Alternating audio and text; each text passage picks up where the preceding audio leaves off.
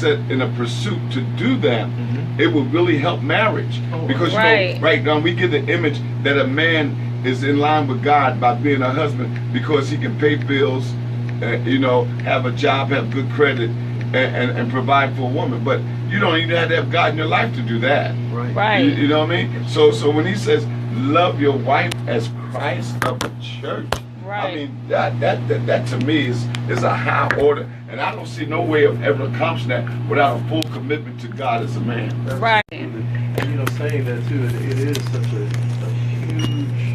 huge acceptance of responsibility from the man's standpoint. Yes. Because remember now, when you look at that text, love your wife as Christ loved the church. Well, you have to examine and consider what did he do? Yeah. He died for it. He suffered for it. He was crucified. His whole image and visage, as it were, was changed for it. So when you really start looking at that, it does carry a lot more weight. And I'll even say this to your point as well. Once the man understands the weight of the responsibility in that regard, then it makes it so much easier. Yes, not only it to love does. his wife, but for his wife to receive love, and for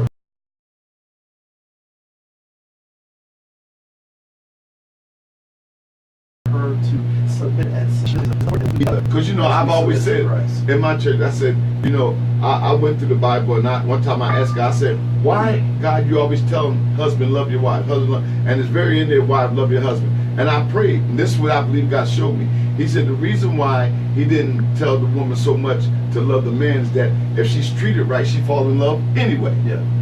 Anyway, the way she's made up emotionally, if she's given love and love properly, her emotions dictate to respond, to reciprocate to love. All women seem to be like that to me. Absolutely. So we're having a wonderful discussion, and I just want to thank everyone that is on Facebook Live, that is coming on right now. And we are talking about the marriage issue. I have here now Pastor Dalen Dunn from the Peace Missionary Baptist Church. Hallelujah. And the church is located 120 South Napoleon Avenue. And we were just talking about the way the Bible talks about marriage and the way humans see marriage is two different things. And I think that sometimes, because we are misinformed what the word is really saying, we interpret it the way we want to fit our own lives. They were just talking about submission, and you know, submission comes from both ends, but submission is not slavery. Submission is something that you decide to do. You give it because you trust your mate. And so, you know, sometimes from a woman's perspective, because you have to, I'm glad I have two men and I got myself, because I can handle my part, right? Go ahead, girl. So, Go ahead. but the thing is, but you forgot it's 3 against 1. All right, I can handle that too. I can take it. All right. But the thing about submission is that submission is not slavery. It's actually a decision that you make as the wife to work with the husband as the helpmate, and as a person that is almost like you hold that person up, you know. And I think that when you are dealing with someone who may not understand what that word submission is, that's when the danger comes in. That's when women feel fear, because they realize that the word submission also has the connotation of being domineering. That the person will try to dominate you, but that's not God's will to be dominated. It really, in when you see man and woman in Genesis, because I was talking with the pastors, and they were talking about Genesis. I was talking about something totally different. I was all the way in Hebrews. They were talking from the beginning. But the thing is, in Genesis, you see that Eve and Adam in chapter 5 were both called Adam until sin came in. Right. And so what they were basically, they were created to work as one.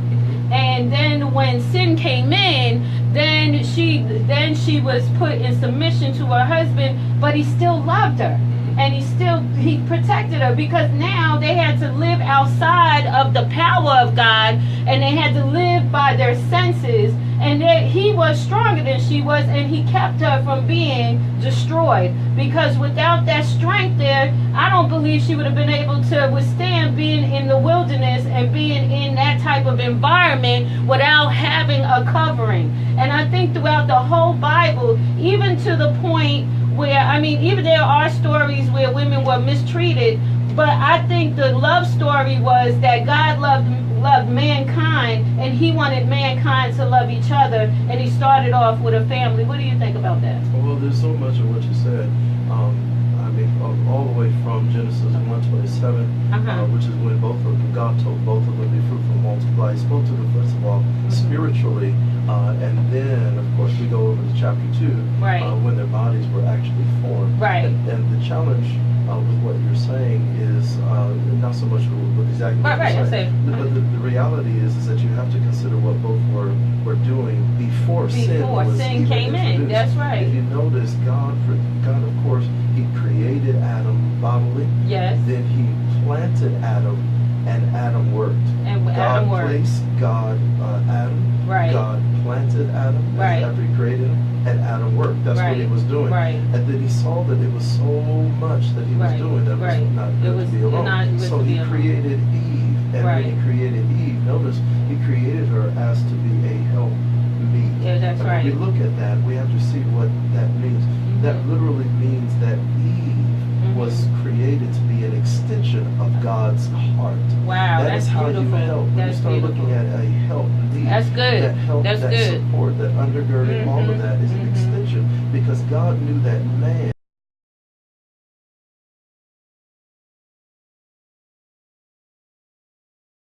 would need the help. It's an extension of what both they were. You look at how they were, how the punishment was given. Adam's punishment was that he was to till the ground. Right, and sweat from his brow. From the ground. Hers was the increase in labor pain. Exactly, which was also an increase of emotion. Right. So yes, you did have one that had to work from the ground, and you had the other who actually was increased in their emotionalism. Right.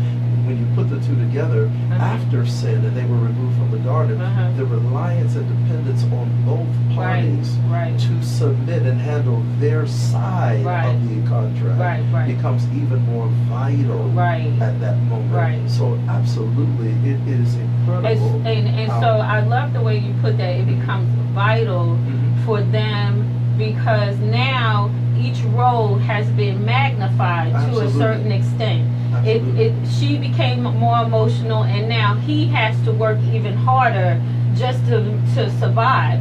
And so work period. Yeah, because remember, he didn't have to do anything. God had already created. All he had to do was watch over it.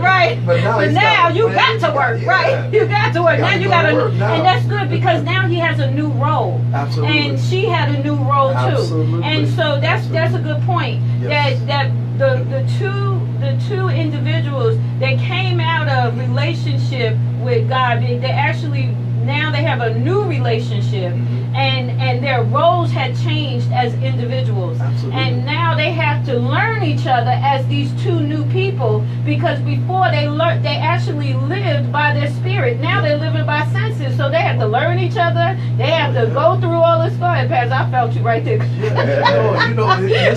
There's a lot that we don't really see between chapters 3 and chapter 4. Right. The fact is, you're right. Everything was new. Everything was new. There was never pregnancy. All of a sudden, she's got a new version. He's never had to work. Now he's got to work.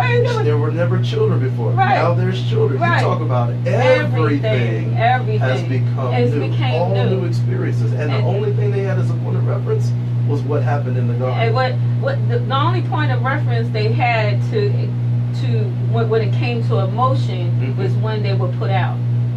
Because before they were put out, there was the ecstasy, there was love, they didn't have any of the emotions of feeling. there's 5 senses. When I say feeling, I mean their 5 senses. They didn't have to live by their 5 senses. They were actually living by their spirit man. And so when they were living by their spirit man within the garden, they weren't having to go through pain. She had pain. He said, "I increase your pain."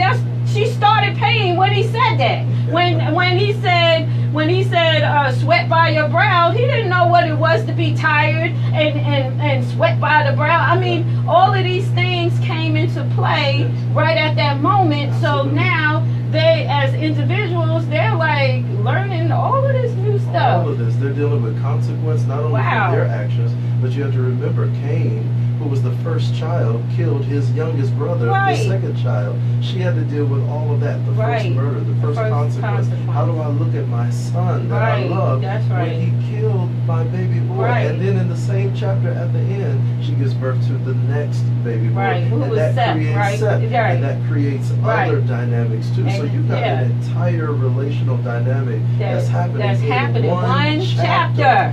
One chapter. That's amazing. That is amazing. That is amazing. That's awesome. I love that. So I'm loving this.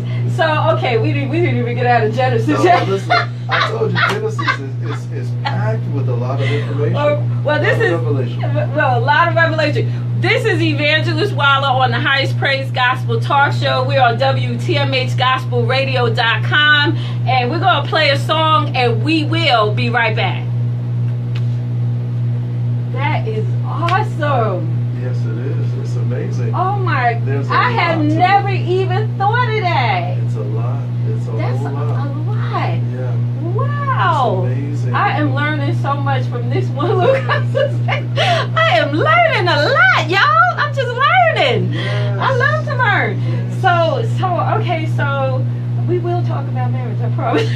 Listen, but this was real. Yeah, this actually from the beginning, I believe, if we don't look at it from that perspective, we lose something. Absolutely. You know what I mean? I think we really lose something, and because we are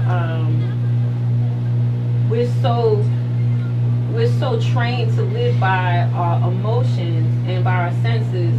Sometimes we have to bring it back to the fact that when Christ died on the cross, he was actually bringing us back into relationship with God so that we could be able to live above and beyond what we feel, but actually live by what we believe.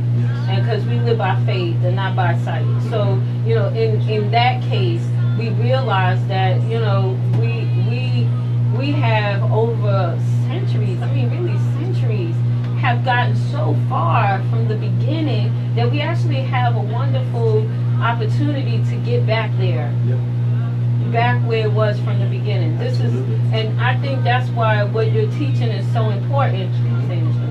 That's why I think that it's so important that what you're teaching, because a lot of people do not have an intact family. Like I come from a mother and a father. Okay, they're still together, but everybody doesn't have that. And you know what? My people are cray.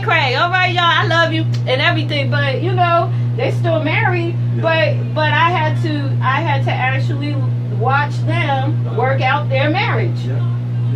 You know what I mean? And so it's different when you come from an intact family and you see your family work out their marriage. Even as an adult, my parents are still working out their marriage. You know what I mean? And I think that it's so important that we all educate ourselves and learn new tools to be able to maintain a marriage. Marriage is hard work. Yes, it is.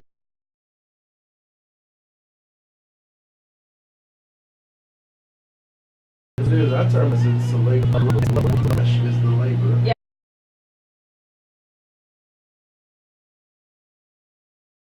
Yes. You have to have both. You have to have both. You have to have both.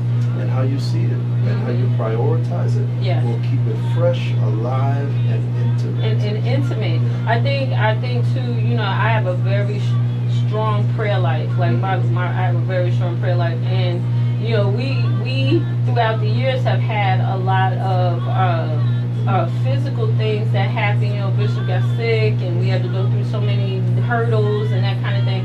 And the thing is that there's a point where you realize marriage is not just ecstasy and sex, but it's actually relationship, companionship, and more than just. You got to have a real friendship, you know, a real friendship. And I don't know how many people are ready to really be someone's friend. But you know, I also what I mean? noticed that, in my experience, a lot of people get married in the church and they don't have nothing to bind them together outside of their church commitment. Right, that's good. You know, the only time they really are united is when they decide to go to church or deal with church things. But they have different interests where they have no connection at all, which they spend more time outside of the church than they do the church. Right. So therefore they're more apart than they are together. Right, right. And you know, I think one of the things you have to recognize too is what I share with a lot of couples is that marriage has to be a marriage of purpose. Right. It has to be a marriage of potential. Right. And it has to be a marriage of promise. All three of those have to be key. It has to be a marriage of potential, simply because when the two come together, they're coming together to help bring out more of what they already are. Right, that's good. That's good. That is so good. I love that. Okay, I want to ask this. It'll be all right. Okay, 10 If seconds. the pastor can address this on the air, is it okay? Okay, yeah, but wait, just let us, you can do it on the mic. Okay, Okay. all right. All right. What I want to ask you is, how do you feel about the church telling people to get married? Praise the Lord, everyone. This is Evangelist while on the Highest Praise Gospel Talk Show, and we are having a lively debate, and not a debate, but a lively conversation. And my husband is so into it today. Go ahead, baby, ask them questions. Yeah. And so he's so into it, and you know I'm okay with that because I love to hear people talk because I learn from what their conversation is. So go ahead, Bishop X. Well, you know, in church we know that fornication and adultery is wrong. We know the Bible speaks against that. Okay. And I observed that in many churches we tell individuals that are sexually active outside of marriage, get married so that you'll stop sinning. Okay. And I wanted Pastor to address that because I personally, this is my personal feeling, that when they do that, they compound the problem. Right. Because here you have That's two very people good. that Very made their good. sex reality, but now they commit a lifestyle raising children in a house that don't have love. Right. You're People right. just forced together You're right. because they just want to be sexually active. That's very good. So I just wanted That's to. a good. Yeah, you know, that's really a loaded question. Right. And it's really not taking the weight off of the church as much as it is putting the responsibility of the sexual appetites and desires that individuals have. Uh-huh. There is a systemic problem in the church when we have a lot of people who are so sexually charged. I read an article a long time ago, and I talk about this in some other places, where it said that 66% of the church is struggling with sexual problems. Why don't we talk about? Let me put it to you like this. We talk about that fornication is wrong, that's true. We talk about that adultery is wrong, that's true. But what we end up doing by not having a conversation, by dismissing the conversation, what we end up doing is we villainize sexual aspects when we should be vocalizing the responsibility of sex. Good. Now, if we vocalize in a constructive manner, not condescending, not trying to send people to hell every day. Right. But if we really just engage a conversation, and I'm talking about from every aspect. I'm talking about from deviant activity. I'm talking about for the pastors that have sexual frustrations. I'm talking about the ones who really have an incredible appetite. And in that same study that I read, it's the women's sexual drive and promiscuity is actually overtaking the men. It's the women that are really pushing sex in this day and time. So you asked the question now about church and them trying to push that on people to get married. Of course that's wrong. It's wrong for so many reasons. But the biggest challenge is it's wrong, number one, because it's not their place. It's wrong, number two, because they cannot speak to what sexual desires, appetites, and things that are overwhelmed in the individuals. Then yes, you do create an additional problem on top of the other problems. Yes. If I have an issue with sex, if there's something that's wrong, and well, let me rephrase that. I don't mean to offend anybody. If there's something that is out of context, if there's something that is truly something that is really overwhelming as a drive and a desire, I need to check that within myself.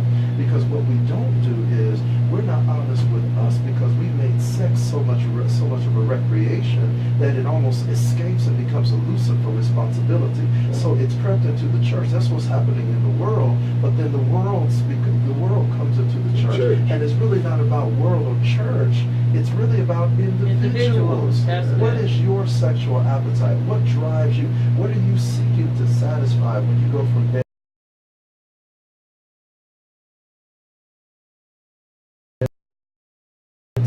from relationship to relationship? We're looking for something. We're seeking something beyond just the orgasm, beyond just the physicality, beyond just the emotion and the touch. We're looking for something greater, and we substitute the real thing that we're looking for with the substitutionary thing of sex, because sex is easy.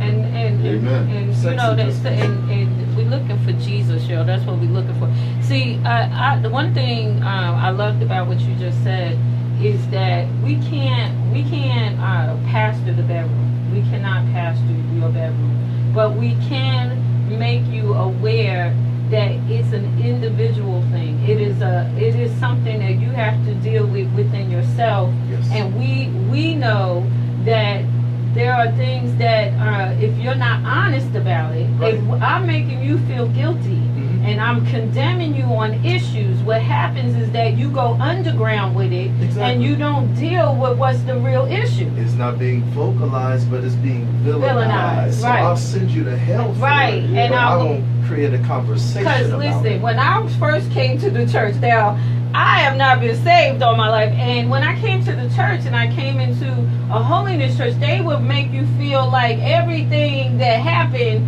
was something that you could not deal with, because they felt like if you don't do it right now and do it where I can see it, you're not going to make it with Christ. You know, right. That's how I felt. Right. And maybe everybody might not feel that, but that's what I was feeling. And what I understood over time was that even when you don't understand what God is doing inside my heart, I have to be careful that I don't let you speak things that make me so condemned that I'm not allowing myself to move in the areas that God wants me to be in, because I let you, like you said, villainize what was happening instead of you healing me and giving me the tools that I need. That's why I like this conversation, because when a person has tools, and I don't care if you're in the church or you're in just a secular situation, anytime that you have tools to learn how to live,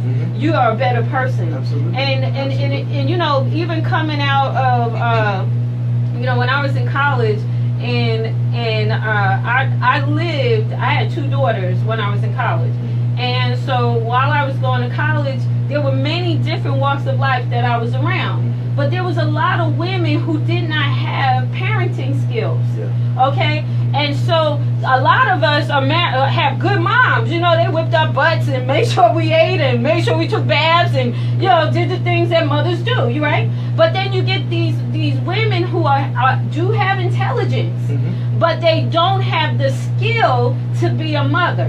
They have the skill to survive, but they don't have a skill to. And my point is that once these women got the skills that they needed, even though they had the intellect, because these girls were getting good grades in college, they just didn't have the ability to take care of their kids. But when they got the skill, that's when they were able to be a better mother. You see what I'm saying? So from a practical standpoint, even with like this book that we're going to be talking out of, Love Talk, it is giving us a practical skill to deal with a relationship diagram, like, you know, something that is within the confounds of marriage, but yet you still can think as an individual. Because I think once you start condemning people, then they don't want to think about it. They're like, Well, yeah, and they're still going to do it. I mean, that's just it. They'll Right. just not talk about it. They and won't that's the talk whole about point.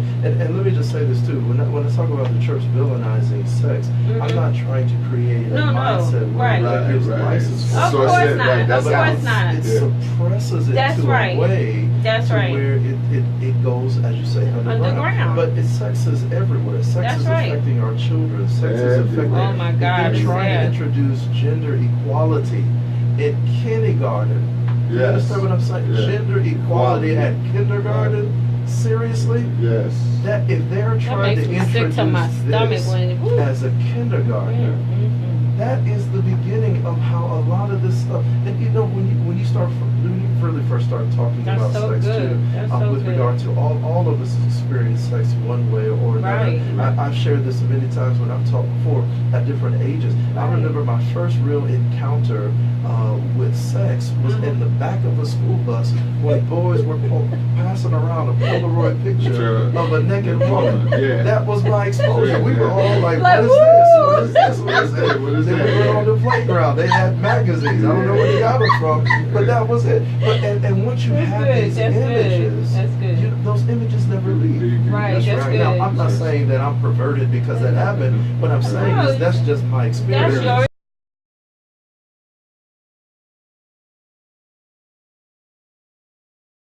How many of us have experienced sexual images, That's the right. encounter of it? We didn't understand how the experience was supposed to work. That's but right. we had all of these miscellaneous That's things. right. And then when we finally do get to a point where we want to engage in a relationship, that stuff is still in Still the back in of it. our mind. And, That's right. and the You see thing what I'm is, saying? whenever you have that type of introduction to sex, Mhm. sex is dirty. Well, And yeah. see, Yeah.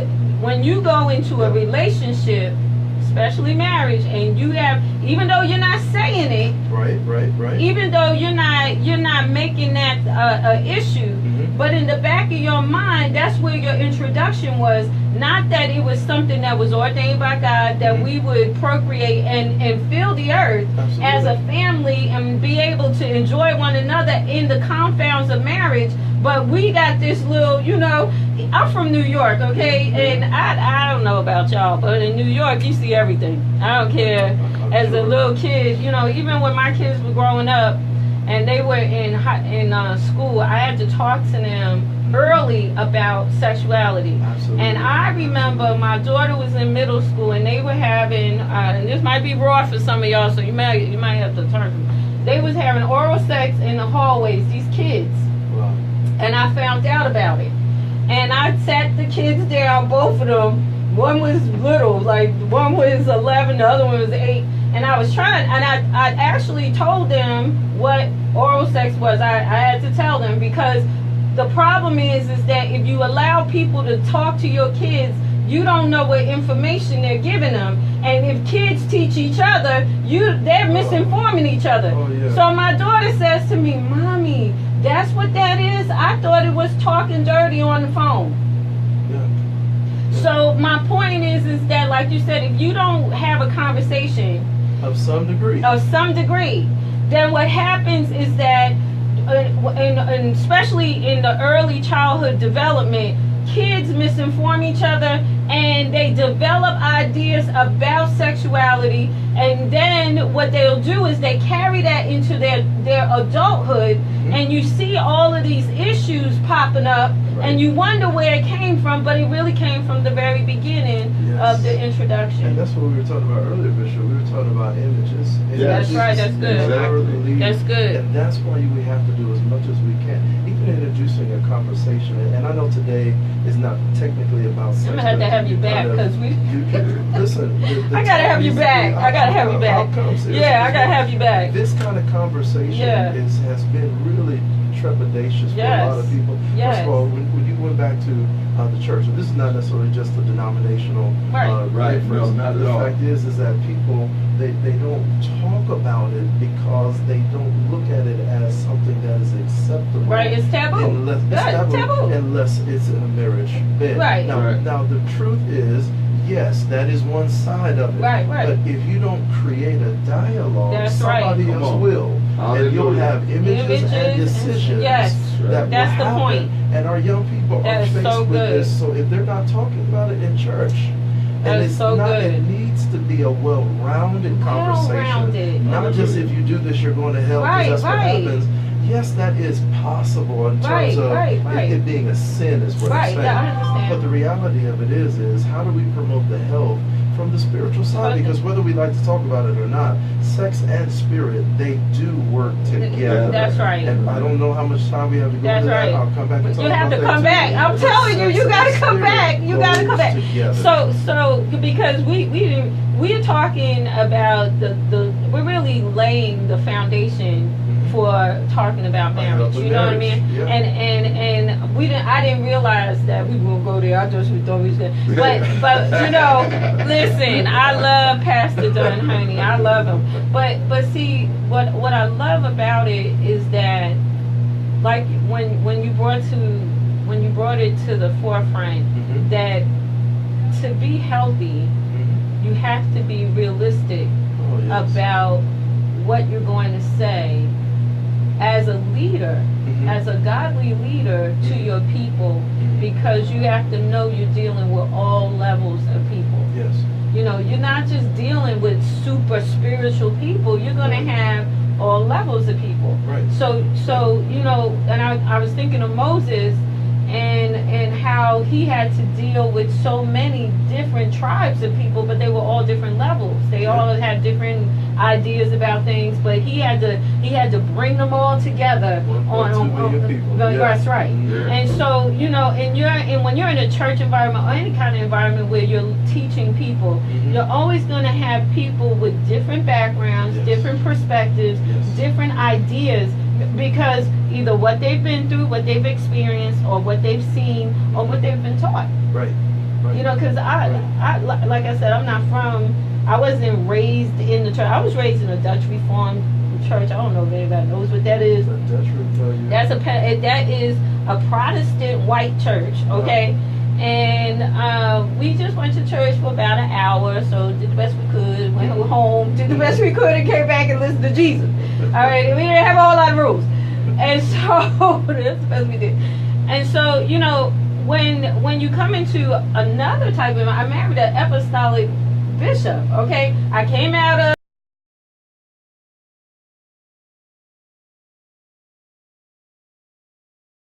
and the thing is,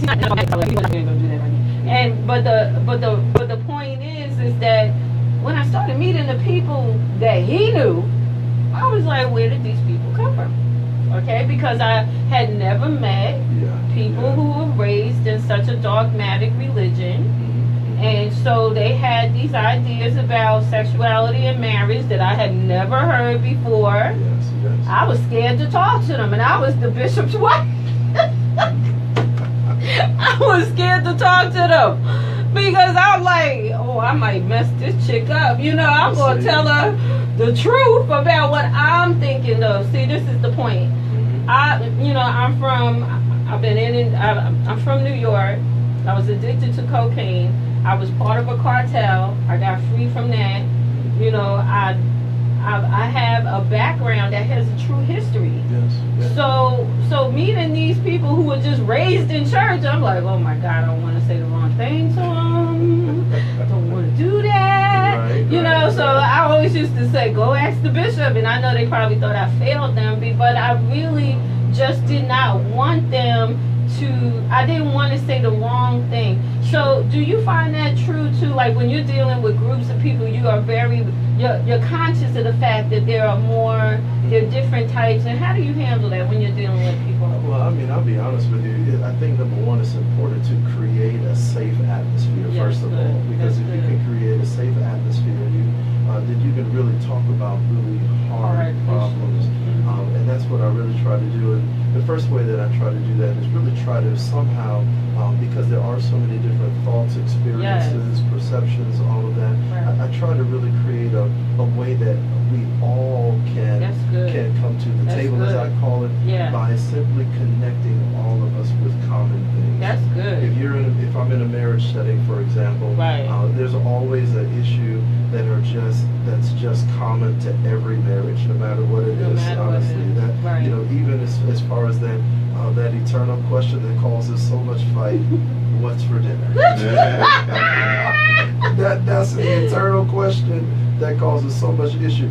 But you know, if you create that environment and you get people connected with the commonalities among them, then it helps to take down a lot of defenses. Wow, so that we can really delve into some real serious things. And then after that, it's all about being honest. We spend so much time in our marriages not communicating with things that we really feel we need to communicate, but either we don't want to create a stir, we don't know how to say it, we don't think that our voice matters. There's so many different ways and reasons why people don't communicate.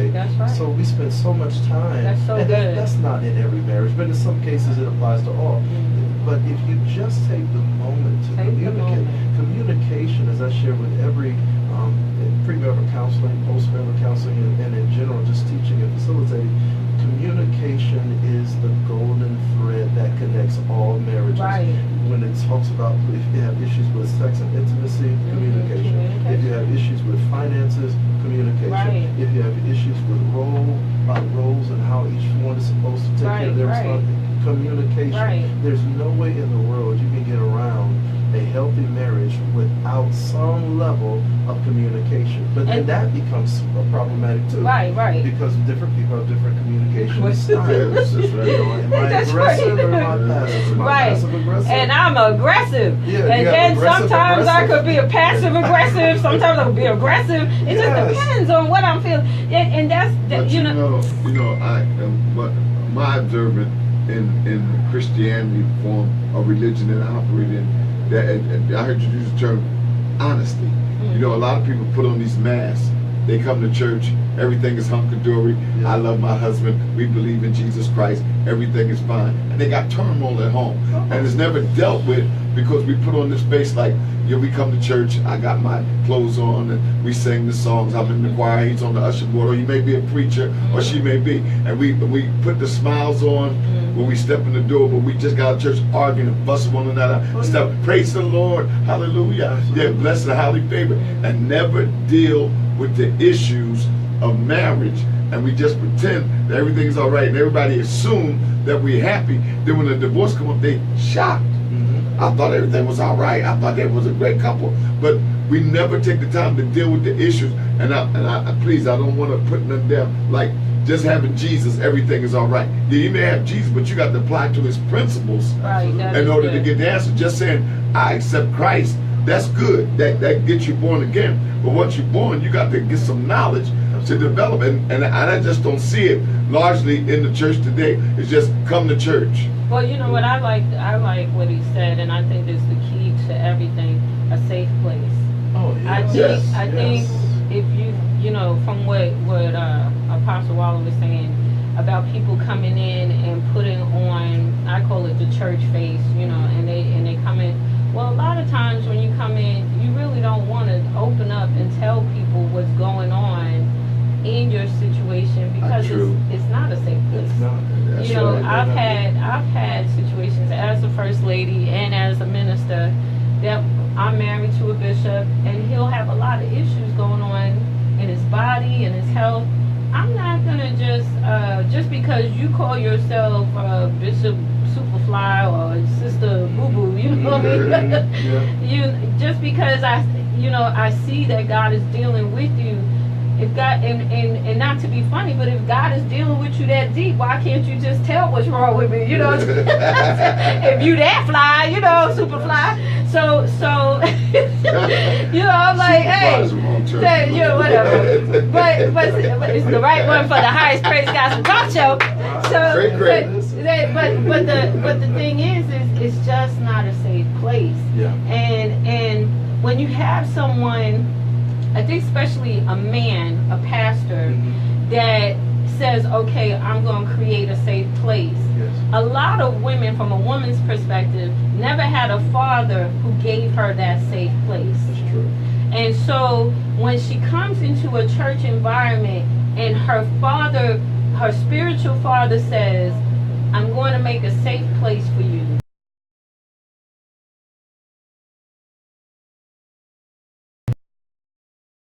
So that you can be creating a safe place for you. Because and she may not communicate it to him, but by him saying that, just saying that alone is a healing. Oh, yes. Because now you feel like someone's on your side. You know, like sometimes in marriage, because the man is the head, sometimes you don't feel like you're safe because you feel like they're against you. You know, like them and you. And so when the pastors are, oh, wait a minute, I'm going to create a safe place. That means that she's safe when we talk.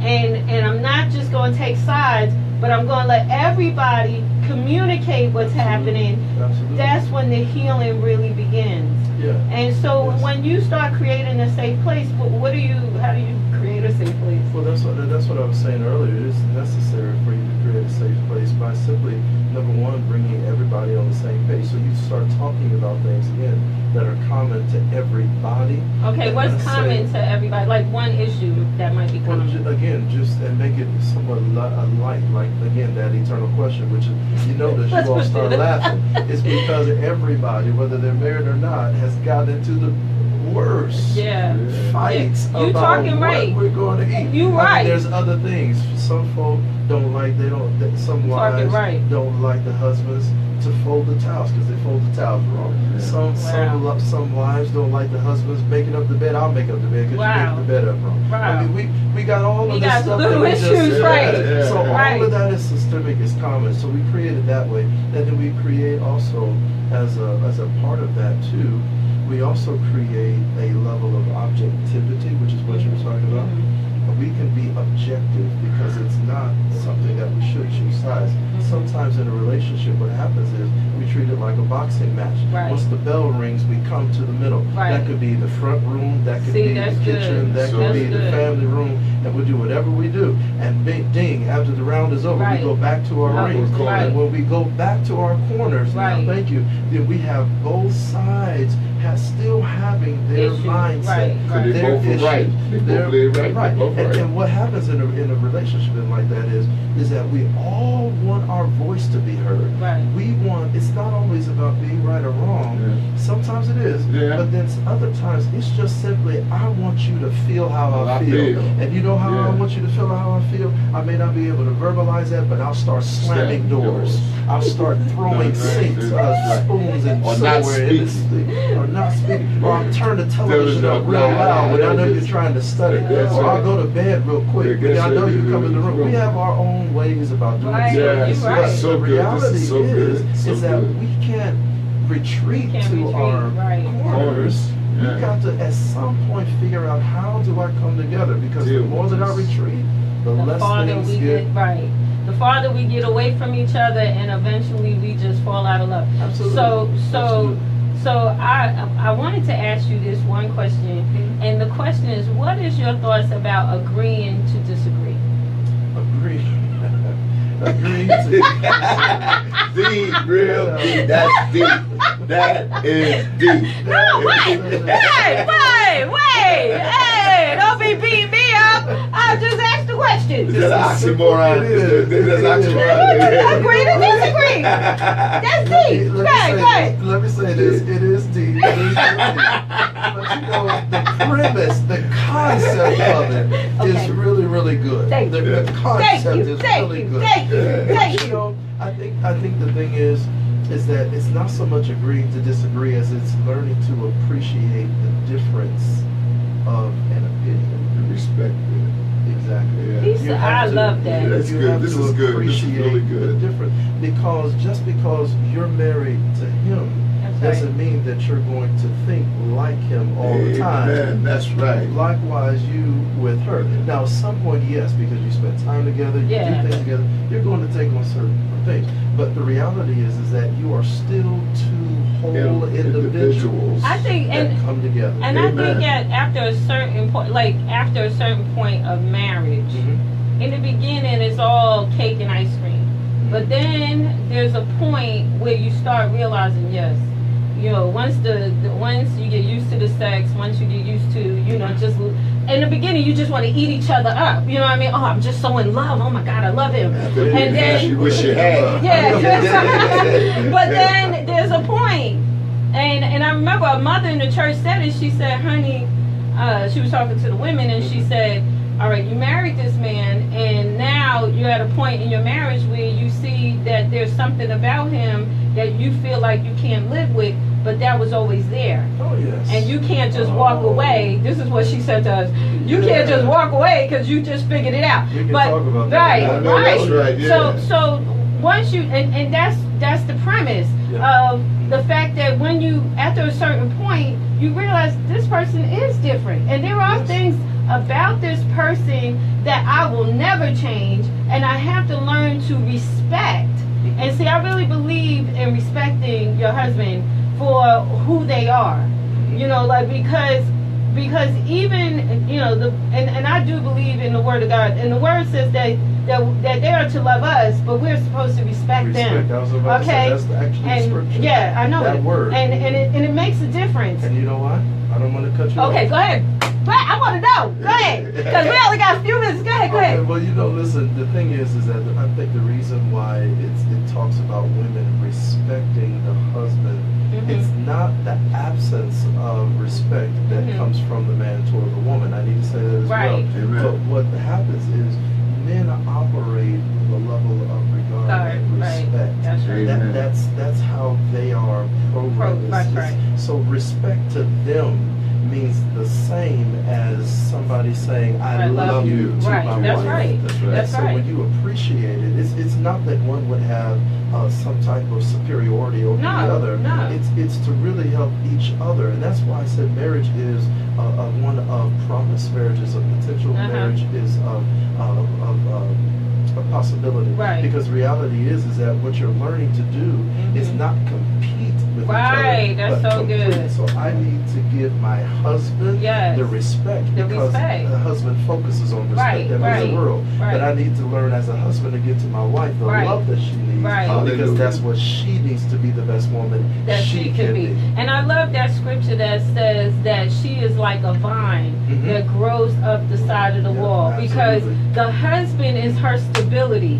And to me, when she respects him, she makes him strong. Yes. And then that way, when she makes him strong, when she goes to lean on him, he's able to withstand the pressure of what she's about to put on him. And she's able to grow. And there is a growth. There is a paradigm in how we grow together because there's got to be a level of moving back that paradigm as we get older together. Because I was saying to somebody in the car on our way home that Bishop Waller and I over the years have our relationship has actually matured and become, we've been married 20 years.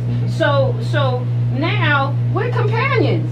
You know, we love to eat together and talk together and spend that time together. You know, it's not always, you know, I'm running through the house in the nightie. It is actually we're talking and we are spending time. This is my friend, and that was one of the biggest things is that when a